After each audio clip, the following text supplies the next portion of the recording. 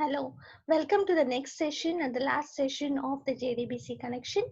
So in the previous last classes, I have explained you about the drivers and JDBC process steps. So in this session, I would like to explain you about the database connection and about the timeout procedure, how a connection is made. So if a connection is failed, what type of error message will be displayed in try catch. Okay, so in the previous sessions I have already explained you. So it should be loaded, the JDBC driver should be loaded, and the driver manager should be established to have a connection between the front end and the back end. So for that I am using a JDBC ODBC driver. So if you see here, I'm using a JDBC ODBC driver, and the method I'm using is class.forName method. So in the previous sessions, I have explained you how using a particular method, how a JDBC drivers are loaded. So after loading, if suppose any error occurs, so it should be displayed in the catch block. So we are trying it. If the trial is failed, automatically exception is occurred, an error is occurred.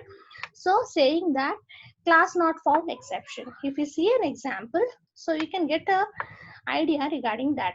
So I'm in try section. In try section, I am establishing a loading and registering a particular connection using a JDBC ODBC driver. And if suppose a class is not found, I need to display some error message. So then I have to exit. So the connection will be made with the help of a particular driver manager connection. So how the connection is established? We all know after loading and registering a particular JDBC driver successfully, there should be established a connection to the database. So the database administrator should verify that particular driver who is accessing a particular user is authenticated or not. So this JDBC protocol is consisting of of particular URL, and it is consisting of three parts. What is the type of JDBC protocol and the sub protocol? What is the username and the subname? What is the name of a particular database? So if we send these three parts of information correct, then automatically the connection will be established to the backend DBMS. So let us see how a connection is made.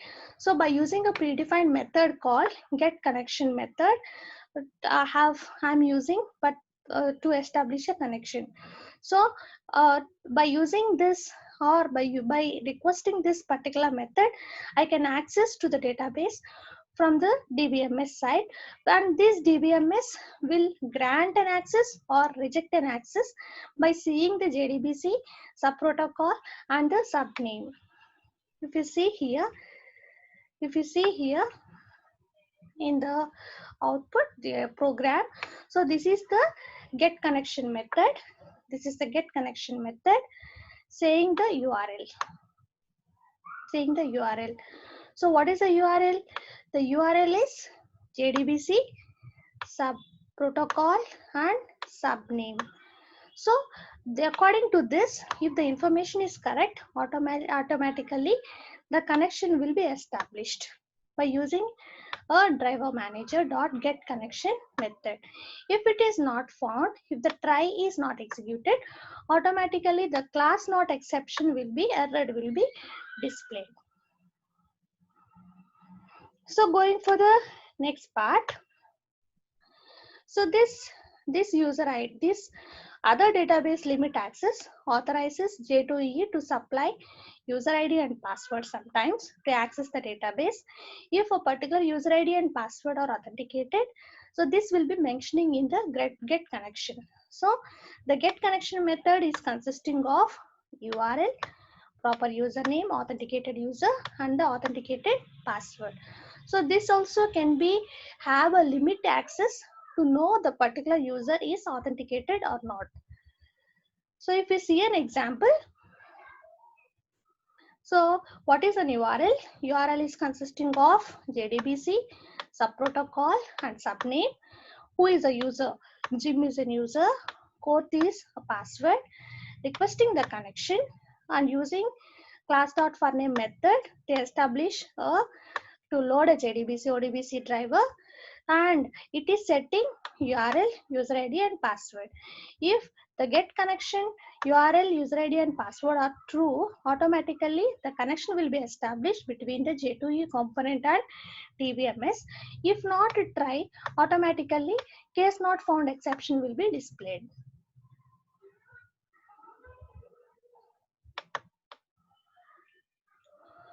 So this are happened with the help of authenticated user ID and password. Then automatically the DBMS will grant the access to retrieve the data from the backend to the front end. So the additional information is referred as properties, and for that information retrieval, we are using an object called properties object by using a method called get connection method. One of the parameters is properties object method. So going for the next loading method, if I need to load, then the J2E component uses file input stream object to open a file and use the properties object.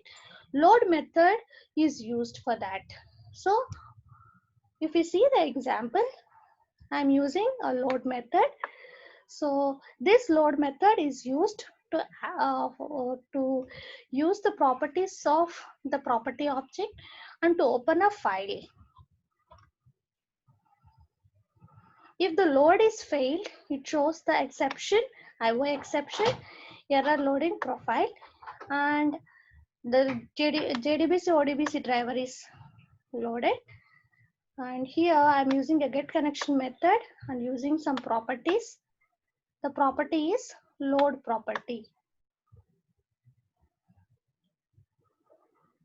Coming to the last topic, the timeout concept.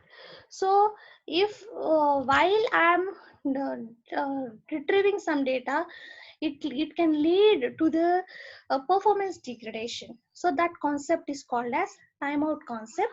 So this can also be called as timeout period.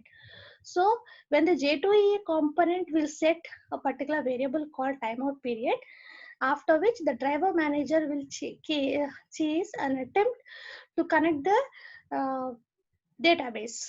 So for that, some what particular method is used, that is driver manager dot set log timeout, login timeout. So after particular seconds, it shows if it is exceeding, it shows an output saying that the time has been expired. So these are the particular concepts I would like to share for you regarding the connection and what type of concepts can be occurred while it is an error one, and the timeout concept. Thanks for watching. Thank you.